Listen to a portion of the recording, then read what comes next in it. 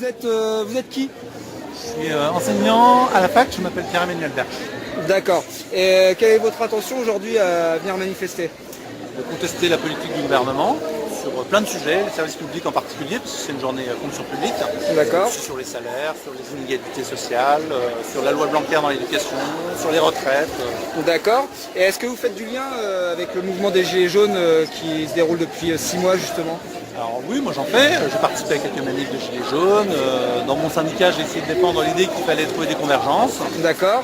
Voilà, donc ouais, je pense qu'il y a des revendications communes. Et aujourd'hui, quel est votre regard par rapport au fait qu'on a quand même un beau cortège, mais on voit les syndicats se mélangent pas, les Gilets jaunes se mélangent pas?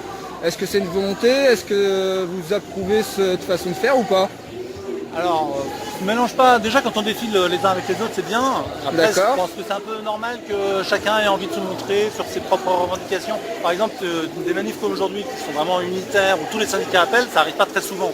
D'accord, ouais, il y a certains syndicats qui appellent et pas les autres. Mais est-ce que le message il serait pas plus fort si on avait un cortège multicolore?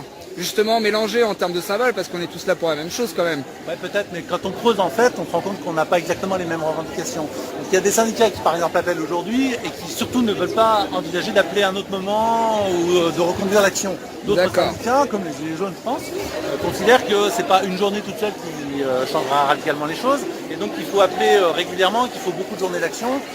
Et donc ils n'ont pas exactement les mêmes revendications. Il y a des syndicats qui là disent qu'il faut trouver d'autres journées, alors qu'il y a d'autres syndicats qui disent non, c'est bon, on arrête. Et justement, ce que vous me dites, ça me fait penser, est-ce que vous croyez justement que les Gilets jaunes ils vont réussir à relever le défi justement de ne pas se stigmatiser, de rentrer en compartiment comme ça un peu? Je sais pas. Ça, je peux pas vous dire. Moi, ce que j'ai vu des Gilets jaunes, c'est que voilà, c'était un mouvement qui était très large au départ, qui avait des revendications qui étaient quand même pas très claires pour certaines d'entre elles. Au tout début, vous parlez? Oui, je parle au tout début. D'accord. Et puis petit à petit, je pense que les revendications sociales ont pris le devant réellement. Et c'est à ce moment-là qu'il a commencé à y avoir des convergences avec les syndicats. Et moi, je souhaite que ça continue dans ce sens-là. Après, voilà, je ne sais pas comment les choses évolueront. Ok, très bien. Merci beaucoup d'avoir accepté de me répondre. De rien. Bonne manifestation. Merci. Nous expliquer quelles sont tes intentions lorsque tu viens aujourd'hui à la manifestation du 9 mai? Donner du poids aux revendications des collègues qui sont dans la fonction publique. D'accord.